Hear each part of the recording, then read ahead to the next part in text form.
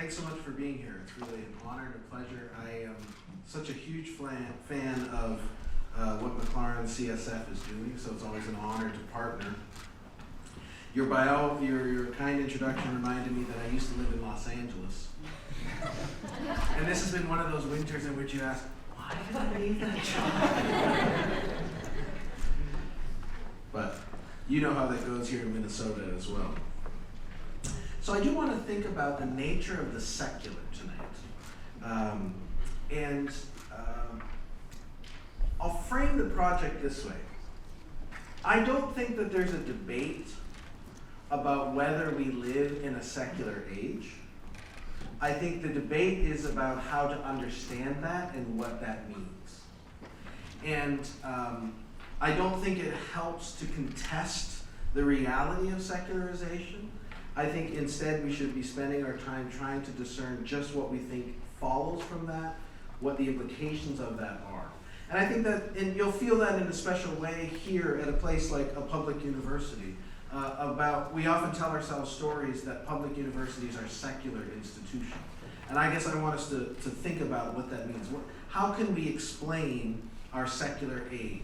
What does it mean to live in a secular age? Is that synonymous with an age of unbelief?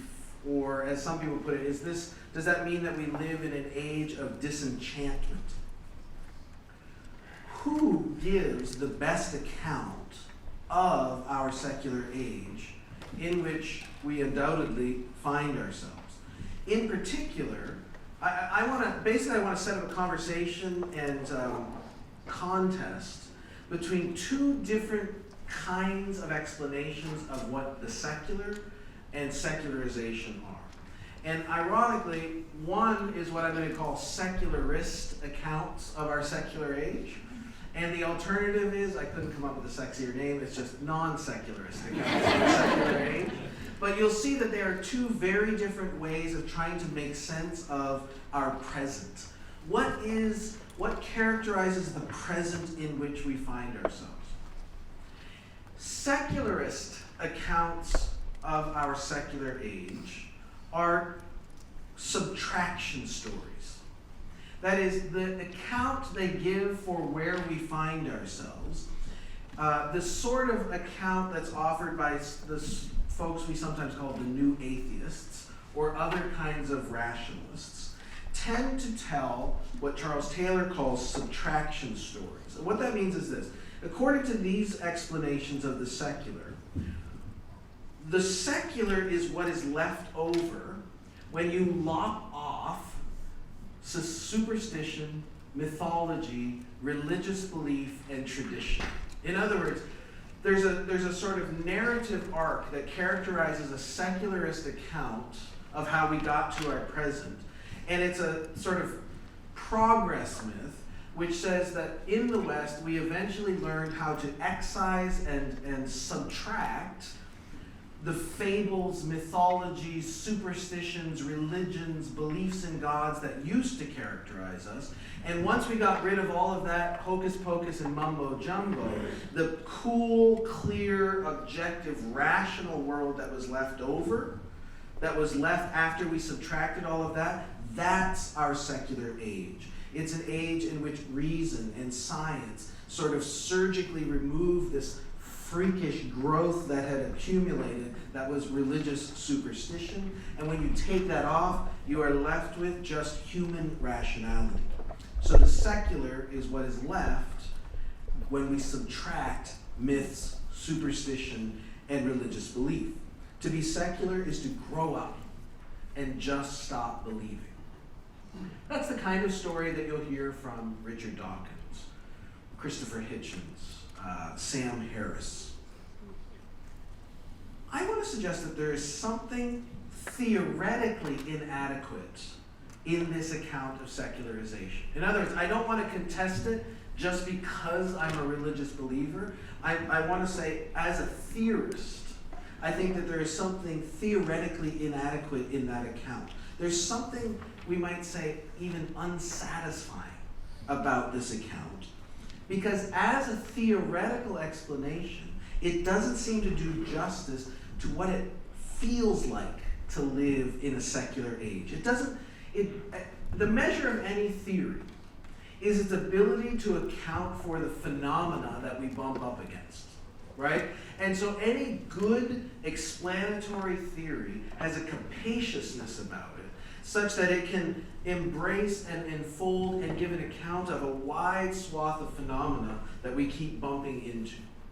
I want to suggest that the narrow secularist subtraction story of the secular, while powerful, has certain kinds of explanatory force, will nonetheless keep bumping up against certain sorts of phenomena in our present age that it can't account for. And so there's theoretical limits to this frame. It doesn't seem to account for all kinds of phenomena that still characterize our so-called disenchanted world. Because our worlds, I don't think, feel nearly as cool and flat and rational as the sort of worlds that Richard Dawkins describes. It's as if his account has been sort of insulated within a university lecture hall and fails to feel and hear the continued rumblings of something more that haunt us. Some fullness that still calls, some kind of transcendence that still haunts us and pulls us and prods us and demands some kind of response. And I want to emphasize, I'm actually not just talking about religious people or believers. The phenomena that I'm interested in fact, is that the secularist account of secularization doesn't do justice to all sorts of people who are neither believers nor new atheists, but still inhabit this secular age in ways that aren't just imminent, that aren't just accounted for within the subtraction story. Let me give you two examples, two little case studies. The one will be less familiar to us on this side of the Atlantic, but I'm a big fan of a British novelist and writer named Julian Barnes. His latest work, Levels of Life, did get some attention stateside, but he actually wrote a fantastic memoir-like book called Nothing to be Frightened of several years ago. And Barnes, who has actually no religious identification whatsoever, is very much the product of a late modern secularized England, confesses he's never actually been to a church service in his life. Nonetheless, says in his book, Nothing to be Frightened of, he says this: I don't believe in God, but I miss him. I don't believe in God, but I miss him. His brother, Jonathan Barnes, is actually like a really high-powered analytic philosopher, and he tells Julian to talk that way is just soppy nonsense. But Barnes can't shake it. Julian can't shake it. And he goes on at one point later on in the book, he says, I called myself an atheist at 20 and an agnostic at 50. And it's not just because I've acquired more knowledge in the meantime, just more awareness of my ignorance. How can we be sure that we know enough to know, he says. As 21st century neo-Darwinian materialists convinced that the meaning and mechanism of life have only been fully clear since the year 1859, we hold ourselves categorically wiser than those credulous knee-benders who a speck of time away believed in divine purpose, an ordered world, resurrection, and the last judgment. But although we are more informed, we are no more evolved, and certainly no more intelligent than them. What convinces them knowledge is so final? Again, I'm intrigued by this because this is somebody who actually has no stake in a religious take on the world. I don't believe in God, but I miss him. What's fascinating is that Barnes is most haunted, I would say, in the realm of the aesthetic. Great appreciator of the arts, music, literature, obviously, poetry, painting. And what's interesting is he knows that so much of the art that he loves owes its existence to Christianity.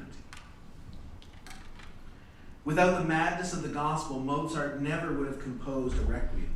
Giotto never would have left us the treasures in the chapels of Padua. And so he finds himself asking this question: what if it were true? A question that's never entertained by the dogmaticians of the new atheism. But here is Julian Barnes, for no religious reason, asking himself, what would it be like to listen to the Requiem and take it as nonfiction? And so what's interesting is that you see that the doubter has doubts. But doubt for the doubter is actually faith. That's the option that haunts the secular. Consider a second cultural icon, this one a little bit closer to home, Steve Jobs, who also, I think, does not fit the secularist version of what it is to live in a secular age. In his biography of Jobs, Walter Isaacson, if you haven't read it, is a fantastic read. In his biography, Walter Isaacson recalls a scene near the end of Jobs' life that exemplifies what is this ambiguity of the secular. We actually just need to recover the ambiguity of the secular. Listen to the story. One sunny afternoon when he wasn't feeling well, Jobs sat in the garden behind his house and reflected on death. He talked about his experiences in India almost 4 decades earlier, his study of Buddhism and his views on reincarnation and spiritual transcendence. I'm about 50-50 on believing in God, he said. For most of my life, I felt that there must be more to our existence than meets the eye. He admitted that as he faced death, he might be overestimating the odds out of a desire to believe in an afterlife. I like to think that something survives after you die, he said. It's strange to think that you accumulate all this experience and maybe a little wisdom and it just goes away. So I really want to believe that something survives, that maybe your consciousness endures. He fell silent for a very long time. But on the other hand, perhaps it's like an on-off switch. Click, and you're gone. Then he paused again and smiled slightly. Maybe that's why I never like to put on-off switches on Apple devices. I think both of these just little case studies pose a challenge to the secularist account of the secular, because they are instances where we see someone still haunted by something more than the imminent. Something is still knocking, something is still calling.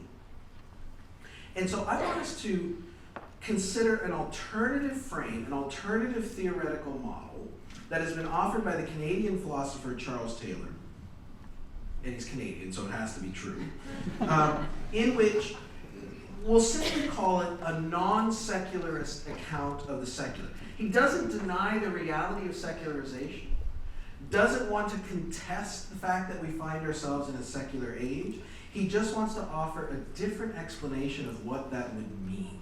And I want to try to capture his account in 5 theses that I'll try to explain. So, let's put our thinking caps on here for a few minutes. Here's the 5 theses that sort of culminate in a story that Taylor is telling about our present age. First of all, instead of thinking about secularity as synonymous with unbelief, let's instead say that secularity is about the contestability of belief. Right? So what that would mean is to live in a secular age is not to live in an age that is necessarily or de facto less and less religious. It just means to live in an age in which we are all aware that whatever we believe is contestable, is not axiomatic, that not everybody is going to buy it, that not everybody is going to believe the same thing. One of the orienting questions of this, so I'm trying to summarize, by the way, in about 15 minutes, a 900-page book, all right? And one of the orienting sort of tropes of that big book called A Secular Age, Taylor asked this question: how is it that in the West, we went from the year 1500, in which it was virtually impossible to not believe in God, to the year 2000, in which, in most sort of enlightened, urbane centers of the West, it is, for many people, virtually impossible to believe in God? Do you feel the difference there? So if If you lived almost anywhere in the West in 1500, it was virtually impossible to imagine a view of the world in which there wasn't a God that exists. If you live in Seattle in 2014, I love Seattle dearly. But if you just sort of grow up in the general environs of Seattle or Manhattan or Austin, I would pick your, it's pretty easy to imagine that there is no God. We blame John Lennon, I guess. But there's what changed in the meantime? Are there still people who believe in God and gods? Yes.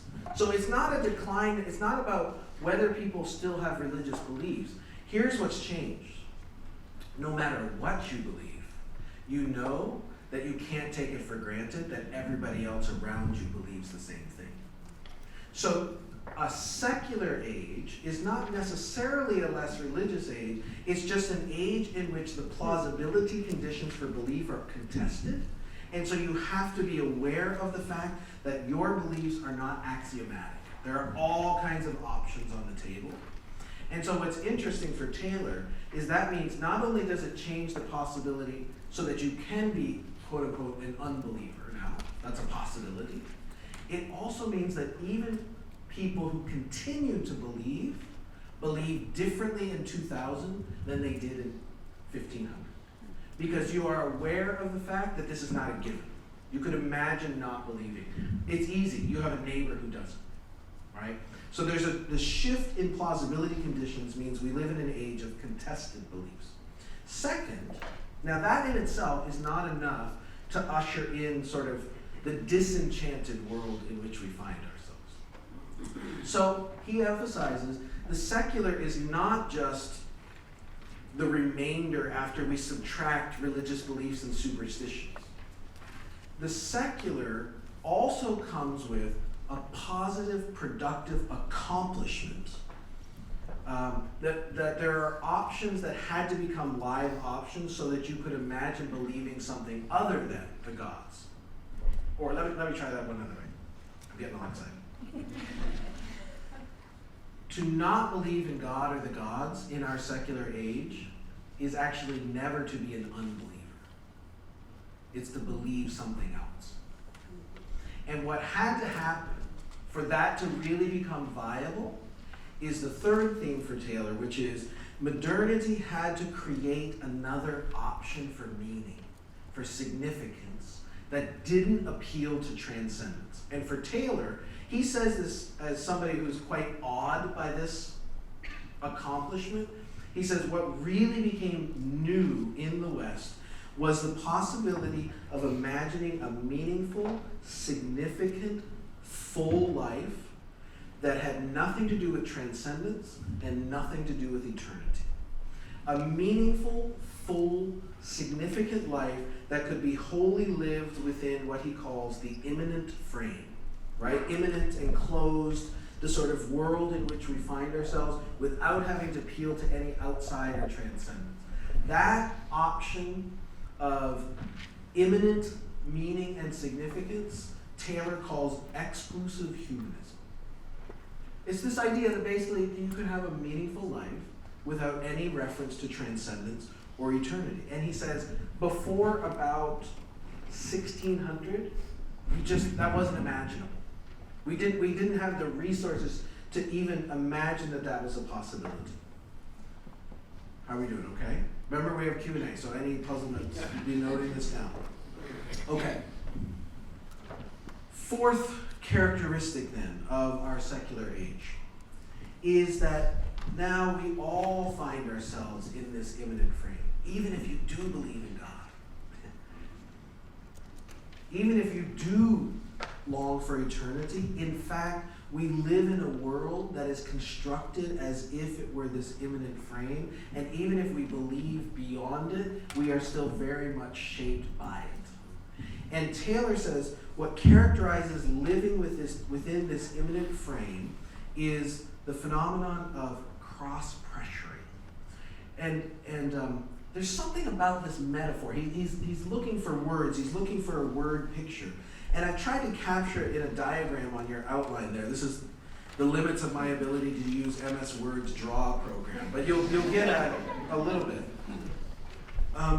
It's as if we all inhabit the space of this imminent frame, and we are all sort of pressured and pulled in multiple directions at the same time. So, for example, even if you continue to believe in God and eternity and transcendence, the fact that you do so from within the imminent frame means that you are haunted by disenchantment and by a flattening of the world that makes you wonder, is this really believable? That's the cross pressures that you feel as a believer. But, and now this is where I think Taylor's account is actually a richer account than the new atheist secularist explanation. Taylor also says, even if you're an exclusive humanist, even if you are pursuing a life of significance within this imminent frame, you too feel cross pressure, because there is something that won't shut up. There's something that keeps knocking. You feel, he does it, you can either do it on a vertical axis or a horizontal axis. On the one hand, if you do it on the vertical axis, you're trying to carve out a life wholly within the space of imminence, but what you can't ever quite escape is a kind of pressure, a fullness, he says, that keeps sort of leaning on your imminent frame and haunts it. Or if you frame it along the horizontal axis, you might be pursuing a kind of disenchanted life. We don't believe in sprites and fairies, and we don't believe in gods and resurrections, and come on, this is the real world. And yet he'll say what will happen is there'll be these continued hauntings of enchantment that don't seem to be explained by the mechanisms of your otherwise imminent worldview. So what happens is everybody finds themselves in this cross-pressured situation. Notice, it's not just believers and it's not just unbelievers. Everybody is in that cross-pressured space. And in some ways, I think, for religious communities, it's crucial. The reason why Taylor is illuminating is because it actually gives us the resources to own up to the reality of that fact.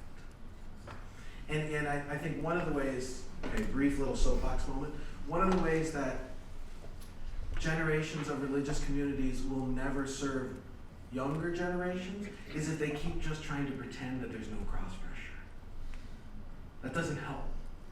You can't just stick your head in the sand and say, oh, well, what's the problem? There's no, what's bothering you? Why are you doubting? Taylor says that comes with believing in this age. We are all Thomas now. And I think that's significant. Finally, fifth, I'll summarize it this way. Secularity, then, you'll notice, does not end belief. Instead, the cross pressures generate what he calls a nova effect. Now, I'm worried there's going to be scientists in here who actually know what's going on. So if you are, please hold a peace and let the amateur talk for a second. But I think he's going for this astronomical sort of metaphor, right? Where you've got this pressure, and what happens is out of that pressure, there's an explosion of different options of ways to believe. People are trying to find their way and navigate this cross-pressured space. And instead of just stopping believing, instead of the rise of unbelief, actually what you see is an explosion of options in belief. And all kinds of different modes of belief. It's why in our so-called rational age, you still have the kind of Elizabeth Gilbert eat, pray, love phenomenon, right? Or the sort of vaguely religious Oprah kind of phenomenon, right? Those remain live options because people are trying to forge some way out of this cross-pressured space. And so for Taylor, we shouldn't think and expect, this is one of the reasons he contests secularization theory. There's nothing about secularity that tells us that religious belief will diminish. What will happen is it will pluralize and fragilize and fragment, and you'll see more and more of these kinds of options. That, I think, makes a difference for how we think about the shape of sort of lived religious experience, but also lived secular experience. So let me try one other alternative case study here, and I'm just going to dip into one idea. I am So I'm a huge fan of a novelist and writer named David Foster Wallace. Any David Foster Wallace fans in here? Okay, all right. So for me, David Foster Wallace is a writer and thinker who embodies a vision of the world that can't be explained by the new atheists. And in a way, he attests to a haunted secular space. And let me give you 2 examples, okay? I think in many ways, we see glimpses of what Taylor calls the Nova effect, these new modes of being that try to forge a way through or even out of the cross-presage situation in the work of David Foster Wallace. I'm going to home in on just 2 short stories. We could talk about Infinite Jest. Many people know his Kenyon College commencement address. I think those are both low-hanging fruit. So I'm going to home in on one story called Good Old Neon, and a second one, which was posthumously published, called All That. The narrator of Good Old Neon, which is a stream of consciousness testimony allegedly generated in the flash before his suicide. This character is prototypically David Foster Wallace-ish, insofar as he is almost possessed by self-consciousness, doomed to self-awareness, beset by a sort of secularized guilt about being fraudulent, who muses about the fraudulence worry arising from the root of being unable to love, and who now, in the nanoseconds before his self-inflicted death, is reflecting on how this self-consciousness, quote, basically ruined all the best part of everything. Now, only in certain insulated regions of secularism would it be so unthinkable that this character might look for liberation, even exorcism, in religious faith. But what's fascinating to me is that that is not unthinkable for David Foster Wallace. Instead, we learn that this character did just that in what he calls his holy roller phase, spending time at a charismatic church in Naperville, Illinois, to try to wake up spiritually instead of living in this fog of fraudulence. He sees and praises the beauty of the devout. He wants to believe, but the ghosts of self-awareness won't let him go. The real truth here being, he says, how quickly I went from being someone who was there because he wanted to wake up and stop being a fraud, to being somebody who was so anxious to impress the congregation with how devoted and active I was. Some of us will find that uncomfortably insightful. But what I'm interested in is the brush with transcendence here is not an escape, and certainly not a solution. But neither is it unthinkable for Wallace the writer to put a character in that space. It's not a solution to rule out transcendence either. The hints of this haunting become almost shouts in a posthumously published story called All That, which appeared in the New Yorker a few years ago. In it, a precocious young boy is fascinated by the fictive magic of a toy cement truck, a magic concocted merely by his parents saying so. In a Santa Claus-like fib, the parents tell the boy that the cement truck's mixer moves, but only when he's not looking. Impossible to confirm, since seeing it would stop it. The grown-up narrator, looking back, now this is what's important. The story is told from the perspective of a grown-up narrator who is looking back on this childhood experience. And he looks back on this episode and he identifies the longing. As an adult, he says, I realized that the reason I spent so much time trying to catch the drum rotating was that I wanted to verify that I could not. If I had ever been successful in outsmarting the magic, I would have been crushed. Now, what you would expect if this was a Jonathan Franzen story is one would then get this story of rational maturation, of putting away childish things like magic, growing up and learning to no longer be duped. Wake up and smell the disenchantment, buddy. But that's not what Wallace does. To the contrary, the grown narrator, looking back at that younger self, sees in this episode, quote, the origin of the religious feeling that has informed most of my adult life, a fundamental attitude of reverence. What passes for atheism, he observes, is still a mode of worship, a kind of anti-religious religion which worships reason, skepticism, intellect, empirical proof, human autonomy, and self-determination.